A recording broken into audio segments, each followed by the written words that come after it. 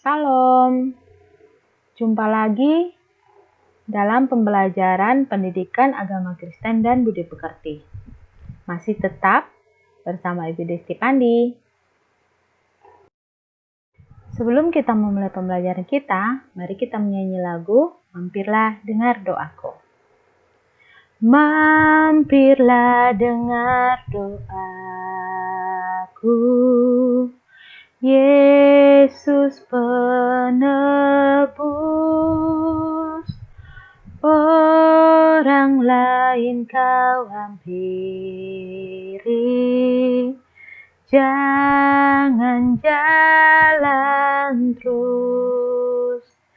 Yesus Tuhan, dengar doaku. Orang lain kau hampiri, jangan jalan terus. Mari kita mengucapkan doa Bapa kami bersama-sama. Bapa kami di surga, dikuduskanlah namamu, datanglah kerajaanmu, jadilah kehendak-Mu di bumi seperti di surga. Berikanlah kami pada hari ini makanan kami yang secukupnya, dan ampunilah kesalahan kami, seperti kami juga mengampuni orang yang bersalah kepada kami. Dan janganlah membawa kami ke dalam pencobaan, tetapi lepaskanlah kami daripada yang jahat. Karena Engkaulah yang punya kerajaan dan kuasa dan kemuliaan sampai selama-lamanya. Amin.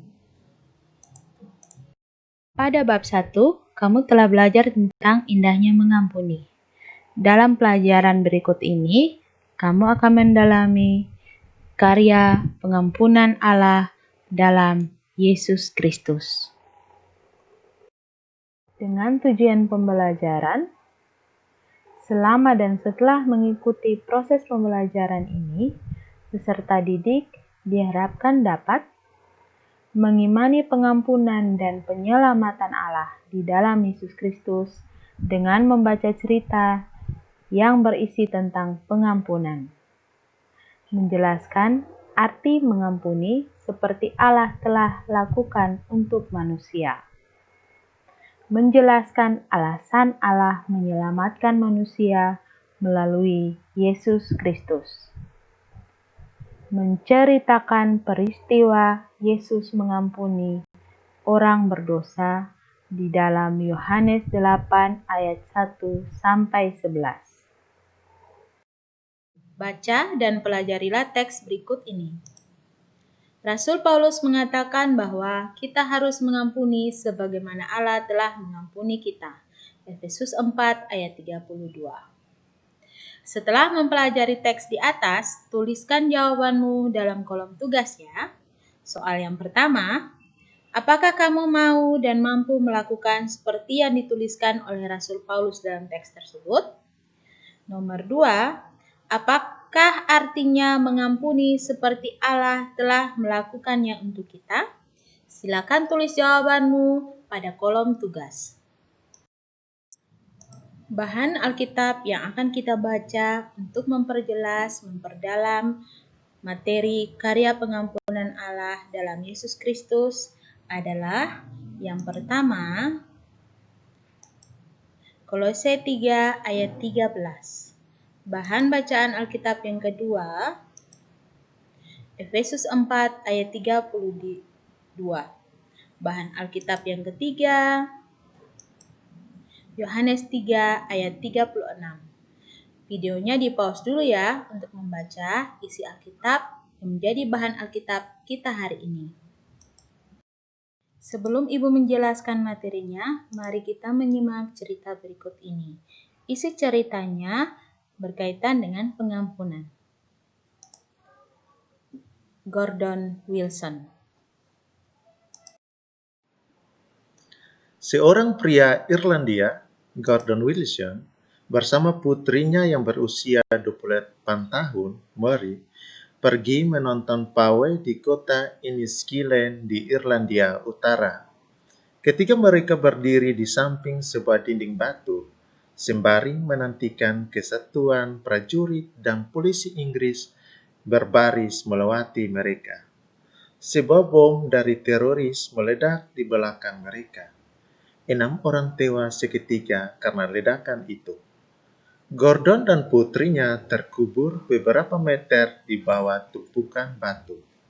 Gordon merasakan bahu dan lengannya terluka, tetapi ia tidak dapat bergerak. Kemudian dia merasakan ada seorang menyentuh jari-jarinya. "Ini ayah, kan?" bisik Mary. "Betul, Mary," sahut ayahnya. Gordon mendengar suara samar orang-orang yang berteriak kesakitan. Kemudian suara yang jauh lebih jelas, yakni teriakan Mary. Dia meremas tangan putrinya kuat-kuat, sambil berkali-kali bertanya, apakah dia baik-baik saja. Di antara jerit kesakitannya, Mary berkali-kali meyakinkan ayahnya bahwa dia baik-baik saja. "Ayah, aku sangat mengasihi ayah." Itulah kata-kata terakhir putrinya yang didengar Gordon. 4 jam kemudian, setelah mereka akhirnya diselamatkan, Mary meninggal dunia di rumah sakit karena mengalami kerusakan parah di otak dan tulang belakang. Selanjutnya, siang itu, seorang wartawan BBC ingin mewawancarai Gordon. Setelah dia menggambarkan apa yang sedang terjadi, wartawan itu bertanya kepada Gordon, "Bagaimana perasaan Anda terhadap orang yang memasang bom itu?" Jawabnya sangat mengejutkan. "Saya tidak membenci mereka," sahut Gordon. "Saya tidak dendam kepada mereka." Kata-kata yang sengit tidak akan menghidupkan Mary Wilson kembali. "Saya akan berdoa malam ini dan setiap malam agar Allah mengampuni mereka."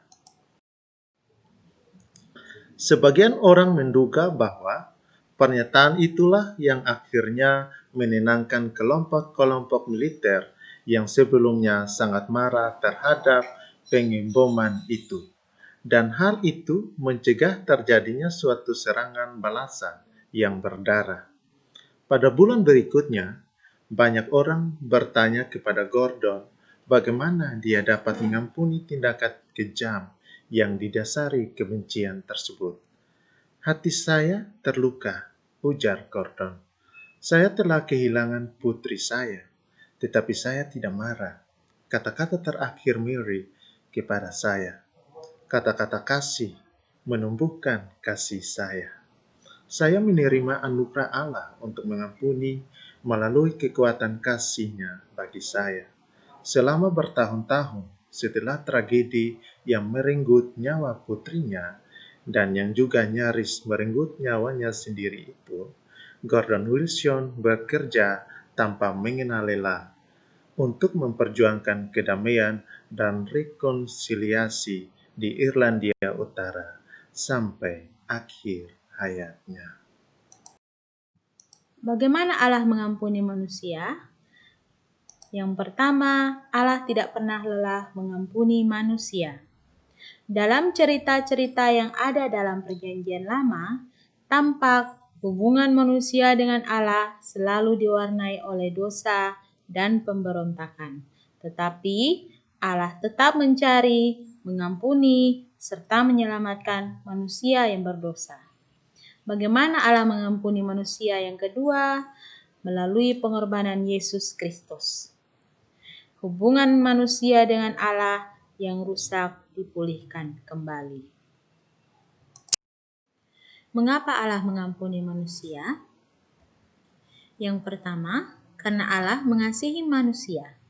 Alasannya, sebesar apapun kekecewaannya terhadap manusia, tidak mengurangi rasa cintanya yang begitu dalam pada manusia. Allah mengasihi ciptaannya dan Ia selalu memberi kesempatan untuk bertobat dan kembali padanya. Yang kedua, kasih cintanya, maka Allah adalah Allah yang Maha Pengampun. Ia bersedia mengampuni manusia yang bertobat dan berbalik padanya. Ketika pada Yesus ditanya, berapa kali kita harus mengampuni orang yang bersalah kepada kita? Jawab Yesus, 70 kali 7 kali. Artinya, pengampunan itu tidak terbatas. Setiap kali kamu dapat mengampuni sesama, seperti yang dikatakan oleh Rasul Paulus, bahwa kita harus mengampuni orang lain seperti Kristus telah mengampuni kita. Yang ketiga, karena Allah adalah penyelamat. Dia sudah berulang kali menyelamatkan manusia melalui para nabi yang diutusnya, namun tidak berhasil. Akhirnya, Ia rela hadir ke dunia dalam diri Yesus Kristus, Putranya. Karena itu, makna keselamatan Allah di dalam Yesus Kristus yang pertama, hidup kekal. Dalam Perjanjian Baru, memberikan pengertian hidup kekal masuk ke dalam kerajaan Allah atau kerajaan surga. Yang kedua, maut. Roma 6 ayat 23 menyatakan hukuman dosa adalah maut. Kematian Yesus di atas kayu salib bukan sekedar pembebasan rohani maupun jasmani, tetapi pembebasan manusia secara utuh dari kutuk dosa dan maut. Nah, anak-anak, setelah kita mendengarkan penjelasan materi, saatnya kita melakukan permainan atau game. Game ini Ibu beri nama Bertahan dari Godaan. Alat yang harus kalian siapkan adalah kertas dan alat tulis. Di-pause dulu ya videonya untuk menyiapkan alatnya. Saatnya kita melakukan gamenya. Hari ini, Ibu akan mengajak kalian untuk melakukan perjalanan ke luar negeri. Tiap peserta menentukan barang apa saja yang akan dibawa ke luar negeri. Jumlah barang tersebut bisa mencapai 30-40 barang. Barang-barang tersebut bisa berupa tas, tempat makan, makanan, obat, dan lain-lain. Jika ada benda yang jumlahnya 2, misalnya tempat makan yang dibawa 2 buah, tetap dihitung 2 buah. Peserta tidak boleh membawa benda-benda yang tidak mungkin dibawa seperti mobil, motor, kuda, bahkan sepeda. Kemudian, tidak boleh menyebutkan benda-benda yang tidak ada di dunia nyata. Setelah list barang-barang yang sudah ditulis, berikan nama pada kertas catatanmu. Saatnya kita berangkat. Di dalam pesawat, tiba-tiba ada pengumuman. Pesawatmu akan jatuh di daerah tropis dan kamu tidak dapat membawa semua barangmu. Kamu hanya diizinkan memilih 2 barang saja. Kamu diberi waktu untuk melingkari 2 barang yang akan kamu bawa. Setelah 2 barang itu dipilih, tuliskan alasan mengapa kamu memilih 2 barang tersebut. Hasil dari tugas kalian hari ini, silakan difoto dan dikirim pada kolom tugas ya. Anak-anak yang kukasihi, kita sampai pada kesimpulan akhir pada materi karya pengampunan Allah dalam Yesus Kristus. Allah mengampuni dan menyelamatkan umat-Nya melalui Yesus Kristus. Di dalam diri Yesus Kristus, Allah merendahkan dirinya menjadi sama dengan manusia demi mengampuni dan menyelamatkan umat-Nya. Allah adalah Allah yang pengasih dan pengampun. Berulang kali manusia menyakiti hatinya, berbalik dari jalannya, namun Allah tetap mengampuni dan menyelamatkan manusia.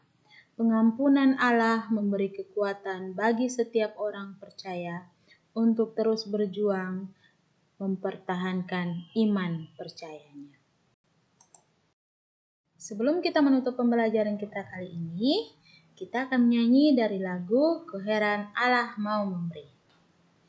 Ku heran Allah mau memberi rahmat-Nya padaku,